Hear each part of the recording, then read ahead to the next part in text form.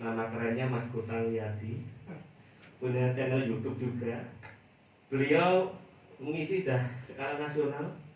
Terakhir bahkan dia sampai di luar negeri di Brunei Darussalam, tepatnya di Kedutaan Republik Indonesia Brunei di daerah daerah mana Mas? Tepatnya di ibu kotanya Brunei ya. Jadi mengisi semangat bisnis untuk para tenaga kerja Indonesia di Brunei. Ya langsung saja kepada Mas Wiyadi, waktu dan tempat kami persilahkan.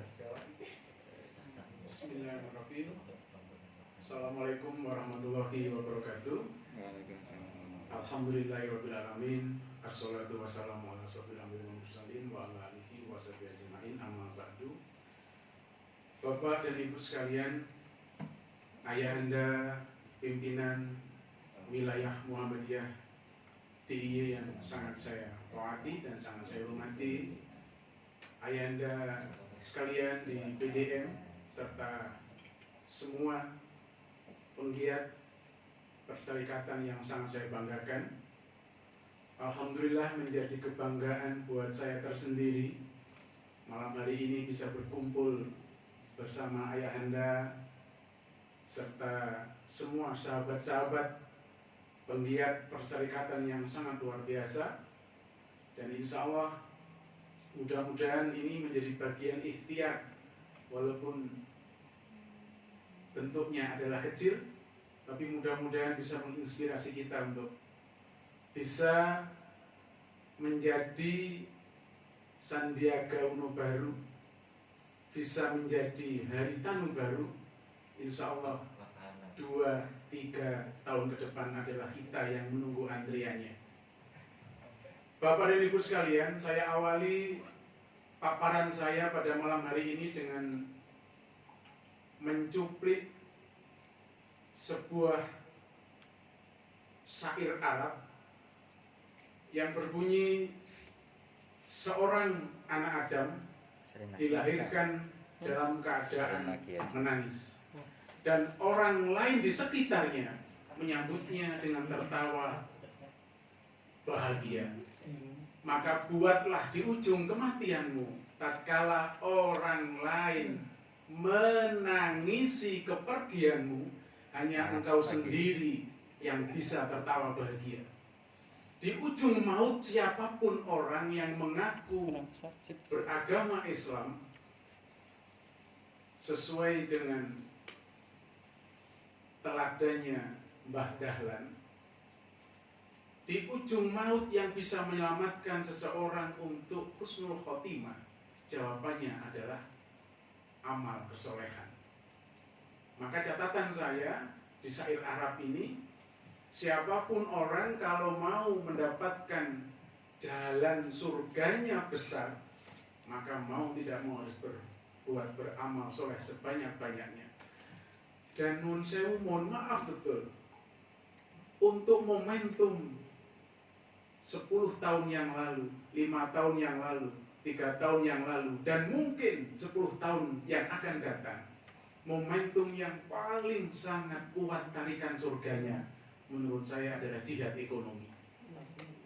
Nun sewu, mohon maaf, karena terlalu banyak orang miskin di Indonesia, terlalu banyak anak jalanan di perempatan, terlalu banyak ibu-ibu miskin yang melahirkan tanpa bisa ke rumah sakit, itu sampai detik ini.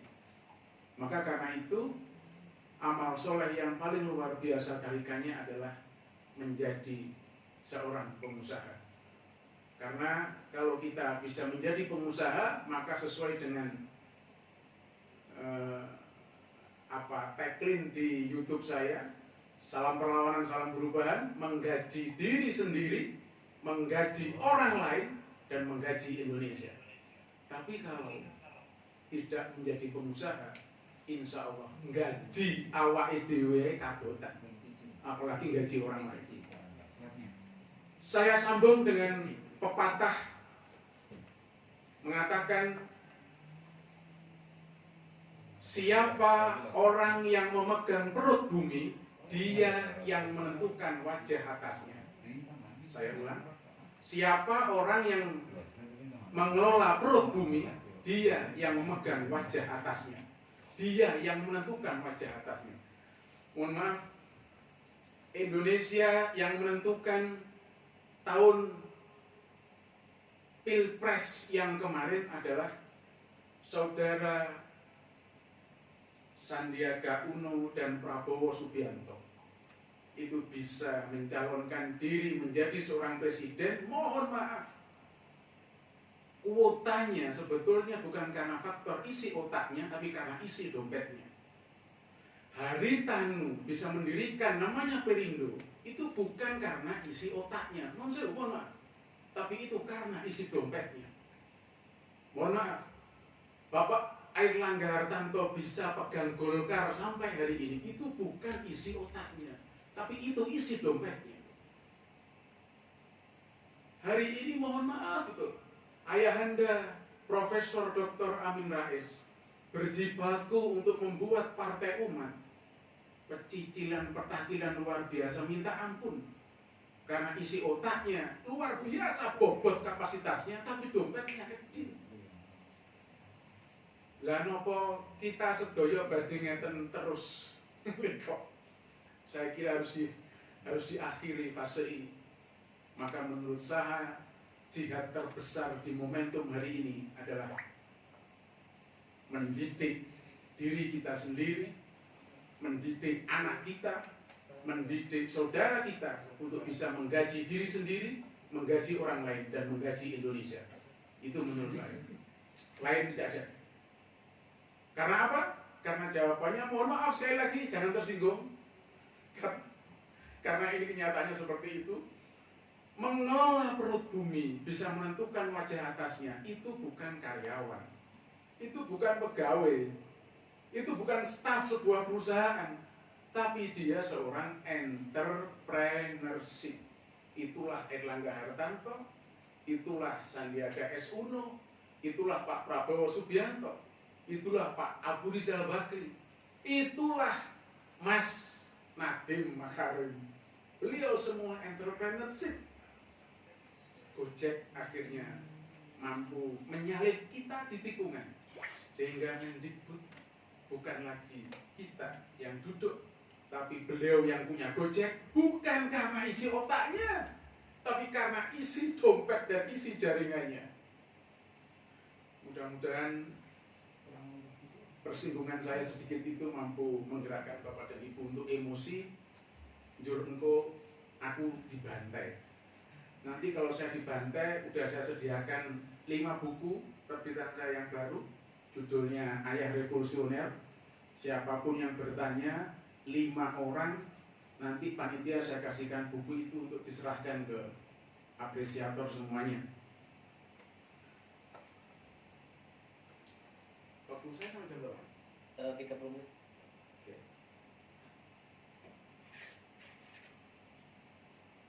Baik, langsung kita mulai, Bapak dan Ibu sekalian.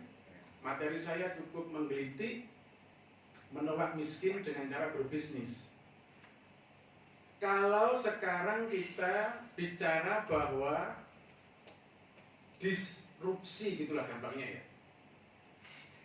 Secara substantif sebetulnya saya menjadi bagian dari orang yang sudah kena fase itu dulu.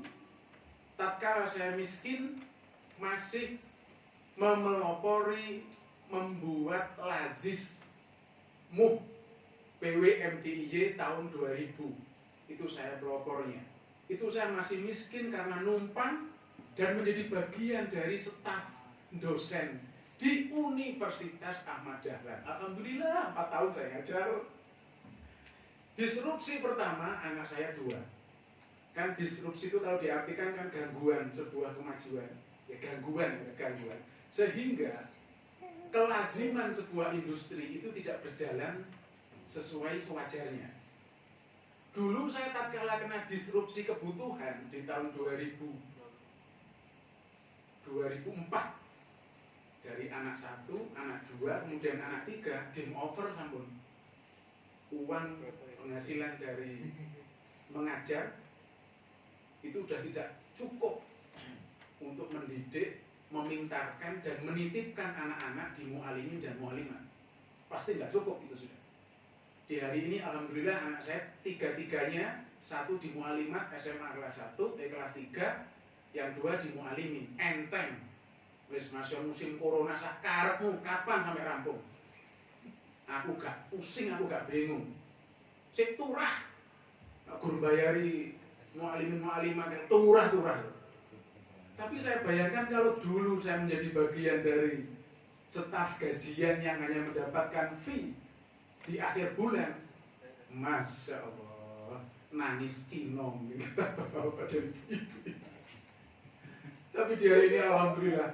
Nah, saya mendoakan panjenengan semuanya semoga tidak menunggu disrupsinya itu sampai menjadi lahar Merapi yang begitu besar, malah memporak-porandakan Anda di ujung ketuaan Anda yang harus membayarnya dengan cara yang lebih berdarah-darah dalam bekerja.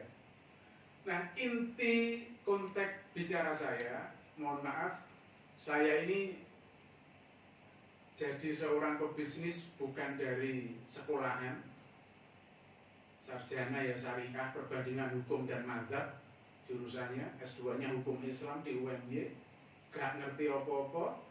Menurut yang saya refleksi, di hari ini saya punya perusahaan hampir di segala bidang saya punya kolam renang, saya punya PT Bumi Wira Muda di properti, saya punya sukses planner, itu jualan buku, bisnis online, saya juga punya peternakan burung, saya juga bermain di tingkatan kos-kosan serta kontrakan-kontrakan ruko dan yang lain. Sehemat saya, sepengetahuan saya, belajar bisnis itu menurut saya hanya dibagi menjadi dua. Nanti kalau ada panjenengan dan mungkin ayahanda Gita Danu lebih profesor kapasitas keilmuannya, saya dilahirkan jadi pengusaha ya dari lapangan. Setahu saya, mau jadi pebisnis itu jangan melewati apa yang saya omongkan. Menurut saya hanya ada dua jalan orang menjadi seorang pengusaha besar. Yang pertama, teorinya adalah memakai teori aset. Yang kedua adalah teori positif devian. Kedua itu. Yang pertama adalah teori aset. Ini teori yang paling goblok, yang paling bodoh, yang paling dasar. Anak bayi pun bisa memulai untuk berbisnis. Kesimpulannya apa? Kesimpulannya seperti ini. Berbisnis itu adalah bagaimana memaksa orang lain untuk mau membeli atau belanja jasa yang kita jual. Bayi yang baru lahir itu udah pandai sekali berbisnis. Coba ibu lihat, bapak lihat. Bayi umur 3 bulan, kalau dia minta minum, pertama dia rewel sedikit. Nggak dikasih, dia meronta-ronta. Nggak dikasih lagi, wah, nangis, meronta-ronta, campur tangannya untuk garuk-garuk mukanya, untuk maksa orang tuanya biar ngasih ke mulutnya. Politiknya hampir sama, Bu. Kalau panjenengan ikutin, hampir semua pengusaha besar itu pasti memakai teori ini, teori aset. Manusia itu pasti dilahirkan itu punya perangkat 4 perangkat asetnya itu. Aset yang pertama adalah isi hati, yang kedua adalah isi otak, yang ketiga adalah isi otot, yang keempat adalah isi pertemanan, kekancan. Loh, modal di mana, Mas? Kalau menurut saya modal itu ada di angka 220-10. Hari ini kalau Bapak tahu, Bapak bisa, Ibu bisa buka namanya Play Store. Di situ ada perusahaan namanya Gawe Media. Saya ada hampir 25 aplikasi yang saya jual di situ. Salah satunya adalah panduan hidup sukses. Coba Bapak lihat. Itu penulisnya adalah Botang Wiyadi, ya saya sendiri nih orangnya. Itu tanpa modal sama sekali, saya nulis pakai Jajet, saya kirim ke teman untuk ngedit, dimasukkan ke aplikasi Play Store, terus didol sampai sekarang. Setiap detiknya saya dapat duit. Pipiye coba. Artinya apa? Artinya bisnis pertama, yang pertama itu adalah isi hati. Jenengan kayak hari ini ya, tanpa ketemu saya, tanpa ketemu malaikat, tanpa ketemu Tuhan lah katakan, Anda kemudian bangkit menangisi, ya Allah, istriku, kamu sudah 20 tahun, gak pernah tak tumpaknya Pajero. Kamu gak pernah saya kasih uang sebulan 200 juta. Kamu gak pernah, wahai masjid musolaku, tak sumbang 10 juta dalam 1 minggu. Terus kamu kemudian berdarah-darah terpanggil hatinya untuk memberontak. Masya Allah. Itu cukup menjadi modal menurut saya. Artinya apa? Artinya untuk menjadi pengusaha itu cukup memakai isi hati yang pertama. Bangkitkan kesadaran ideologis bahwa saya harus menjadi pengusaha. Titik. Karena di belakang saya harus nyumbang persyarikatan sebulan 10 juta. Harus menghajikan orang tua saya, tetangga saya, saudara saya, harus mengkedokterankan ke fakultas anak saya, harus ganti rumah biar gak kakian bocor, harus yang lantai 10, lantai 12.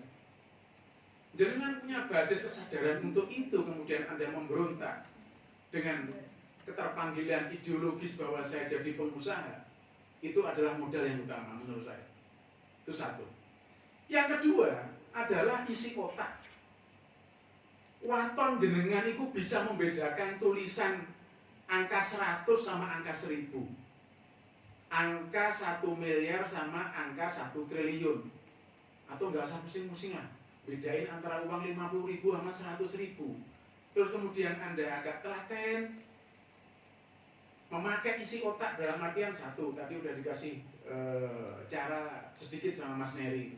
Anda datang ke pasar. Oh, di pasar itu ada orang sekitar 1000 yang berjualan.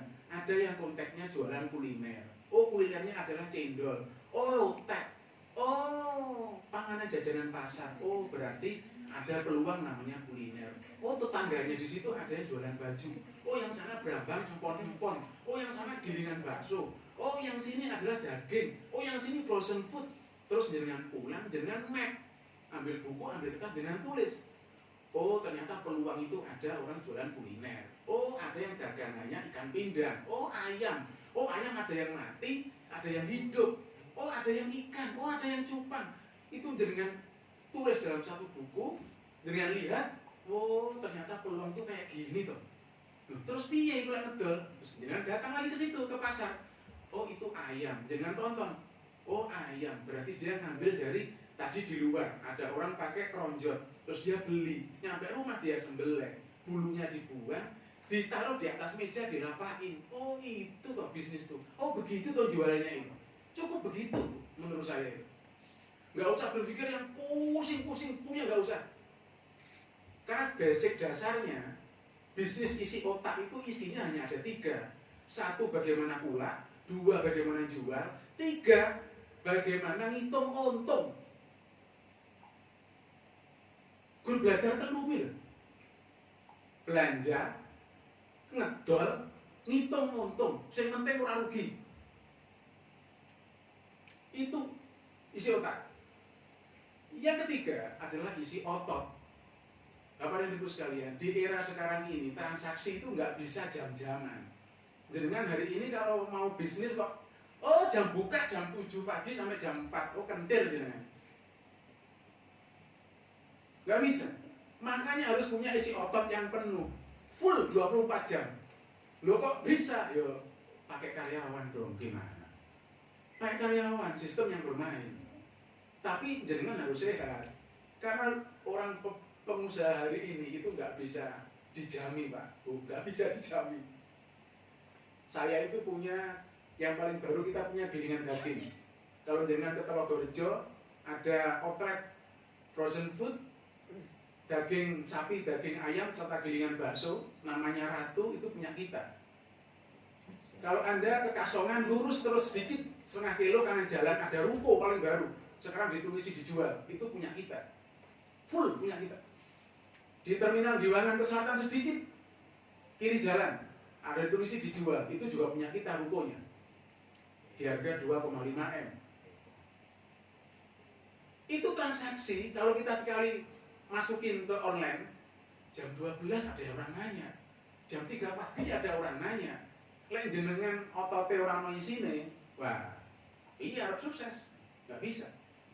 Bisnis hanya butuh isi hati, isi otak, isi otot. Yang ketiga adalah jaringan. Masya Allah. Hari ini kalau masih ada yang mendengar saya ini bahwa bisnis itu butuh modal duit, itu wong koclok. Itu orang mendemnya alkohol kemarin sore mendemnya saiki. Sarap gitu. Kalau hari ini masih ada orang yang percaya bahwa bisnis yang pertama itu adalah yang disodorin adalah uang, betul-betul orang sarap. Bisnis hari ini tuh nggak butuh isi dompet. Makanya kalau masih ada orang kesulitan berbisnis gara-gara karena nggak punya modal, datang ke rumah saya tak pinjemin 1 miliar itu. Kalau nggak bisa jangan ubengke, gue pulaan apa, mau tak tutupi nggak bisa sandal sampean malah. Paribasanya kayak gitu ibu. Jadi jangan sampai percaya bahwa kalau orang mengelola bisnis, startnya itu adalah dimulai dari isi dompet. Bukan. Bisnis dimulai dari isi hati, isi otak, isi otot, isi jaringan, kekancan pertemanan. Di hari ini, jenengan untuk menjadi seorang pengusaha properti dengan omset 1 miliar, dengan omset 2 miliar, tidak perlu jenengan punya modal, hutang bank, terus Anda pula rumah yang seharga itu, nggak perlu. Hari ini jenengan cukup datang sama saya, pinjam dagangan saya. Udah jangan bisa bermain di media sosial, pakai semua online itu, pakai semua media yang Anda punya, bisa Anda pakai rontek, fotokopi, brosur, jangan sebar kemana-mana. Bisa buat rontek yang orang kayak buat DPR itu, ditempel di perempatan jalan. Anda bisa di Facebook, di grup-grup yang banyak. Di Facebook jual beli properti, jual beli tanah, jual beli ruko, dan lain sebagainya. Itu sudah seperti milik Anda sendiri, dagangan itu. Jadi nggak perlu Anda pula. Anda untuk jualan baju, apa sekarang Anda harus jualan baju? Enggak bu, mohon maaf ya. Bacaan SWA ekonomi yang terakhir, siapakah pengusaha di tahun 2022 yang bangkrut pertama? Tahu jawabannya siapa? 1, orang yang menstok barang. Jadi orang yang bisnis pendekatannya adalah stok barang itu dilogikakan oleh SWA ekonomi di 2022 besok dia adalah pengusaha yang bangkrut pertama. Tutup belum tikar. Karena apa? Karena Anda barang yang Anda stok itu belum tentu dibutuhkan pasar. Dengan stok ditempel di lapak di ruko, Anda ditaruh di etalase, sopo sing tuku? Bosok batang. Akhirnya Anda rugi. Cash flow nggak jalan, banyak uang yang macet. Nah, yang kedua, siapa pengusaha yang bangkrut nomor 2? Yang paling bangkrut nomor 2 adalah orang yang tidak bisa mengindustrikan bisnisnya. Jadi kalau bisnisnya tidak bisa didekati dengan penjualan pasar yang masif se-Indonesia, sedunia, maka dia yang pertama bisnisnya akan stuck, berhenti, nggak bertumbuh, dan bahkan mungkin bisa disinyalir bisa bangkrut. Yang ketiga adalah pengusaha yang tidak bisa mendigitalisasi, mengonlinekan bisnisnya. Maka menurut saya, panjenengan di hari ini kalau mau menjadi pengusaha, menolak miskin dan bangkit melawan untuk menjadi penyumbang di perserikatan yang sebesar-besarnya dalam tiap bulan, maka pendekatan yang paling bisa dipakai pertama adalah pendekatan aset. Aset manusia itu, sekali lagi, tidak usah Anda pelajari macam-macam. Anda lahir percot itu sudah punya aset fisik, sudah punya aset isi otak, sudah punya aset isi hati, dan yang keempat adalah kekancan. Pakailah pertama adalah teori aset. Yang kedua, sebagai penutup dari saya, pakailah teori positif devian. Sekali lagi saya ulang, teorinya namanya teori positif devian. Nanti mohon Ayahanda Danu mungkin yang bisa membenarkan ini ilmiah apa enggak saya nggak tahu, tapi menurut saya sejauh hampir 16 tahun dari 2002 belajar bisnis sampai di hari ini, menurut saya teori positif Devian itu adalah teori yang luar biasa gila untuk bisa menjadi pengusaha sukses dengan waktu yang sangat cepat. Apa positif Devian itu? Positif Devian adalah pendekatan penyimpangan positif. Pendekatannya adalah kalau dalam satu kelas kok bisa dengan fasilitas dosen yang sama, guru yang sama, meja yang sama, listrik yang sama, fasilitas ngajar yang sama, perpustakaan yang sama, tapi ada 3 orang yang pinter, ada 3 orang yang bodoh. Nah, 3 orang yang pinter itu namanya mengalami penyimpangan positif. Sama sekarang ini, di pimpinan wilayah Muhammadiyah, pusat, katakan pimpinan pusat Muhammadiyah, ada almarhum Pak Najib yang kaya raya. Kalkulator nggak bisa ngitung jumlah aset duitnya. Tapi juga ada pimpinan pusat Muhammadiyah yang uangnya itu nggak perlu pakai kalkulator, dihitung dengan daya ingat kepala itu bisa.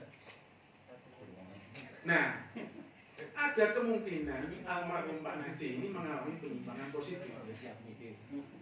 Dan hampir semua pengusaha-pengusaha sukses itu mengalami penyimpangan positif. Anda kalau ingat ceritanya saudara William Tanuwijaya, pendirinya Tokopedia itu, dia hanya seorang drop out-an dari Bina Nusantara. Kerja di sebuah warung internet di Jatinegara, kemudian dia belajar otak-atik program Gathok, seperti yang dikerjakan oleh saudara Jack Ma. Alkisah 2 tahun dia pinter buat proposal ke orang untuk mau menjadi investor, tapi nggak laku.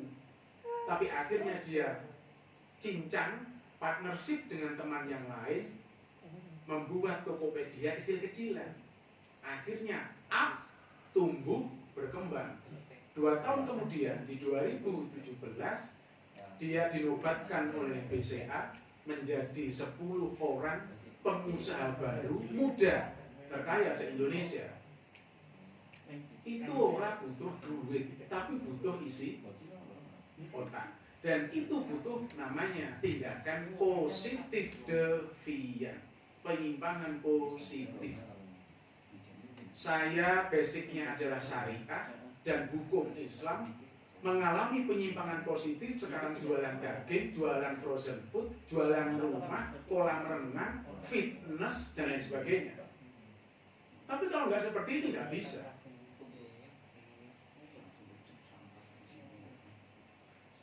Bapak dan Ibu sekalian, sebagai penutup dari saya, mudah-mudahan Bapak dan Ibu sekalian sudah nggak ada pertanyaan yang membingungkan lagi.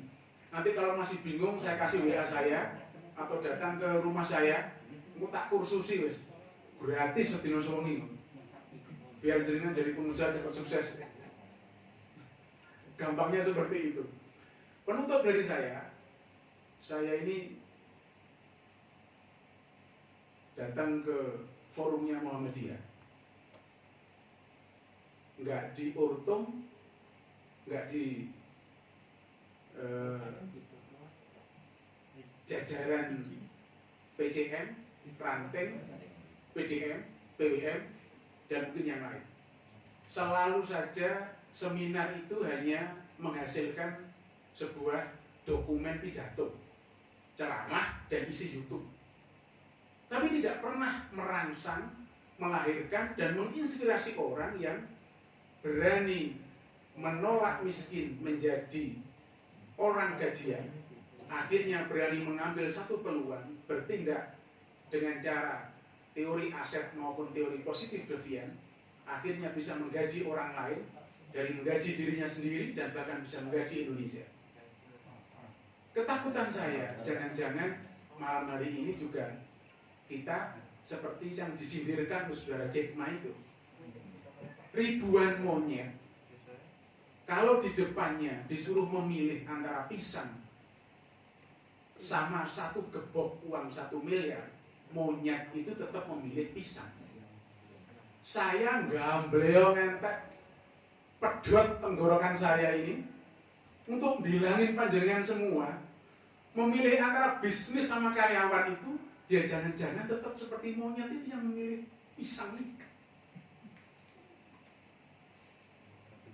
Tapi mudah-mudahan itu hanya kekhawatiran saya. Tapi yang jelas, insya Allah kita semua menjadi bagian orang yang nunggu antrian untuk menjadi pengusaha-pengusaha baru yang sukses. Mohon maaf atas semua kekasaran serta kekhilafan omongan saya yang terlalu tidak berakhlak. Salam perlawanan, salam perubahan, menggaji diri sendiri, menggaji orang lain, menggaji Indonesia. Billahi taufik wal hidayah, fastabiqul khairat. Wassalamualaikum warahmatullahi wabarakatuh. Waalaikumsalam warahmatullahi wabarakatuh ya. Luar biasa sekali Mas Kutang Yati memotivasi kita dengan gayanya yang khas ya.